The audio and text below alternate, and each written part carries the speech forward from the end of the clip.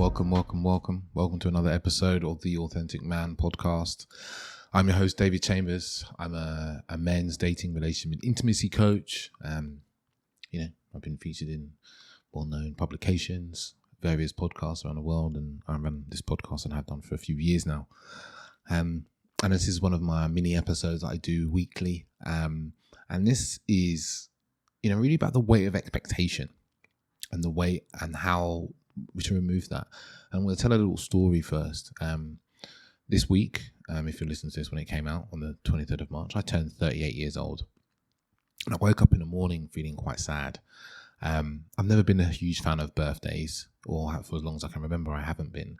And as I've got older, I found I really want to celebrate less. And I woke up and I assumed this sadness was because I was getting older, closer to 40, and all the meaning that kind of comes with that. But I went for my morning walk, which I do every morning, to get a bit of sun in my eyes, which is very good for you, by the way. And I came back to do some journaling, something else I do most mornings. And I only write a couple of pages of journaling, nothing too in-depth. But I was writing about my feelings, what I was feeling, my sadness of turning 38.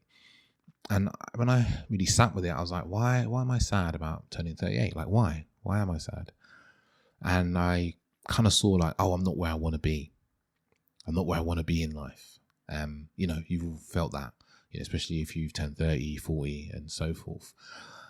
And I journaled some more and was like, actually, what is it specifically, And I saw that actually it was that I'm not financially where I am. If you've regularly listened to this, I've moved to Portugal with my partner, Orsa, and we're living, a wonderful life. As I speak to you now, I'm looking up at rolling hills and mountains, and also a block of flats being built, which isn't the worst thing. And on the other side of the flat, we have a beautiful ocean view, really sea view, really vast sea view. So, and I'm in a very happy relationship, and we're building workshops and business together, and, I've got a loving family. I'm making friends here. But the only thing that was making me sad was like, I'm not financially where I am. I'm not making 6 figures or 6.5 figures or 7 figures or, $500,000, whatever the number is. And I kind of sat with that and I was like, I'm not. And that, that does make me feel sad. And then I wrote some more on this. And I asked a question that, the sort of type of question I ask in coaching sessions, to be honest, is like, what if in this moment I let go of the meaning of not making as much money as I think I should? What if I let go of that meaning? How would I feel? And honestly, I shit you not, right? Within a few moments, I just felt this lightness. I'm not saying it was completely eradicated, the sadness, but if the sadness was at a 7, it went down to a 4 or a 3, And I felt happier. I felt more content. And I was like, oh, wait, yeah, of course. It's not the fact that I'm not making this money that's making me sad. It's my thinking. It's the opinion I have. It's the attachment I have to that thing and what that means about me and who I am and my value to the world and what I'll be capable of the future or what people will think of me. All of those things was what's going on. Not the fact that I'm not making, 6 figures or so forth, but the meaning, the very meaning that I've decided to place on it. Yeah, there's some, that I haven't decided to place consciously, unconsciously put meaning, but also, in there is some of the meaning that I've absorbed from outside of me. As a man of my age, I should be at a certain point. I should be doing certain things. If my mum telling me I should be settling down and having babies, like all these meanings about age and what I should be doing. I've been given these by other people, put them by myself. And in fact, it's those meanings that was creating sadness. So just ask yourself in your life, like, where are you feeling sad, depressed, fearful, worried, and all these things? And if you look at the circumstance or the thing, it's like, is it the thing that's making you fearful, or the meaning about the thing? Maybe you're single and you're like, oh my God, I'm single. Like, what does this mean? What other people think of me? I'm never going to meet anyone. That's just more meaning. Maybe you're in a job you dislike, right? You're not very happy in. Again, this is a state I know. And maybe you're thinking, oh my God, I'm in this job. I'm never going to find what I want to do. Is that true?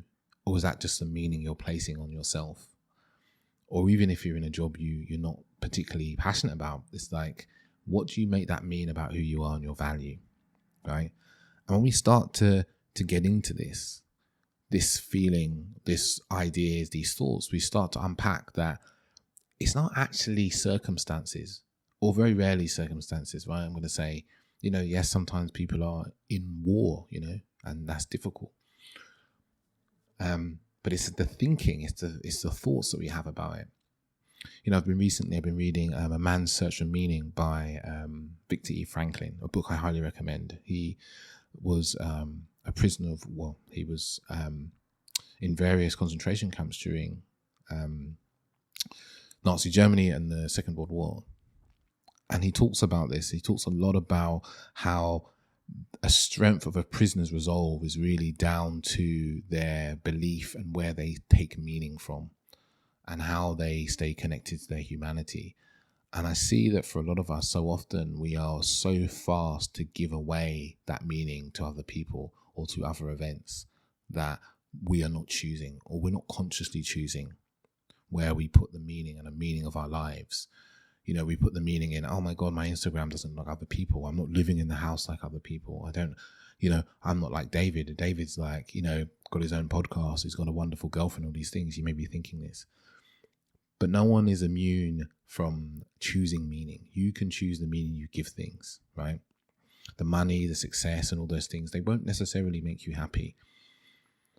Because, and I can laugh because as I was writing all this the other morning, what I was talking about, I've earned 6 figures in my life before. I give up a 6-figure job probably 6 or so years ago to travel the world, and then to find work that was more meaningful for me. So I know that doesn't necessarily make me happy, but I'm still not immune to the stories that I've received from outside of me, the stories from other people. And I'm not saying that, just doing the exercise meant that it's instantly gone and I'm never going to have these feelings again, right? Or these feelings of feeling sad about money, or what, I'm not where I want to be. But I gave myself back the power, instead of the power to the thing, to the meaning. Because I've had to remind myself of this multiple times over the last couple of days, because our brains are wired for discontent, are wired to keep us discontent, right? Because discontent moves us forward and makes us progress, and that's why human beings are where they are. But actually, that is a survival mechanism, but I don't need to survive. I'm fine. I want to thrive in my life now. And the thing is, I gave up the 6-figure job because I wanted to find something more meaningful. I gave up my very well-paying IT job because I wanted to do meaningful work.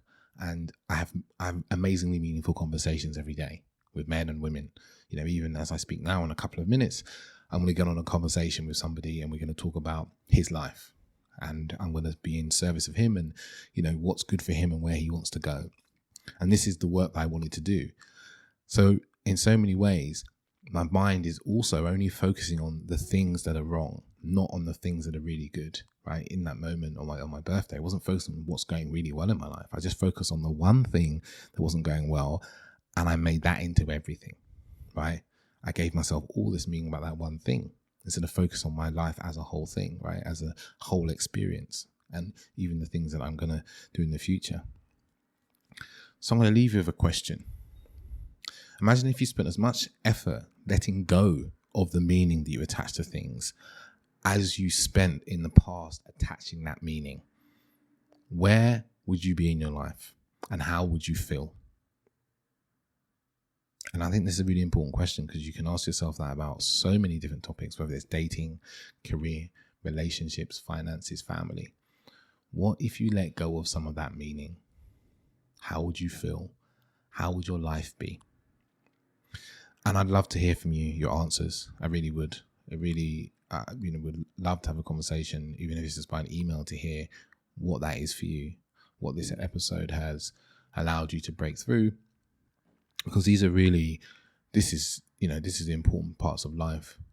And this is really what makes a difference in how we operate when we start to think differently, we start to react differently. We start to train our nervous system to realize that it's safe and it's okay where we are and what's happening to us right now. So I finish this off and say, here's to getting to 40. And I'll probably still need to remind myself of this fact. But every time I remind myself, every time I do that, I give myself a little bit more power. And over the time, I'll need to remind myself less. And that keeps me in a happier, healthier place. If you've enjoyed this episode, feel free to contact me via email, hello@theauthenticman, or you can get me on Instagram, which is where I hang out a lot, at theauthenticman_. I'd love to have a conversation about how this has shifted how you thought about maybe your own age or something else in your life. And if this is something that's really important to you and you're a man, be in contact. I've got a wonderful men's program coming up to help men, really shift through these sorts of thoughts about themselves and the thoughts about other men and masculinity and relationships. And I'm very much looking forward to that. And I've got a number of men already signed up, so you'll be in very, very good company. But until next week, until the next one of these episodes, I say ciao, ciao.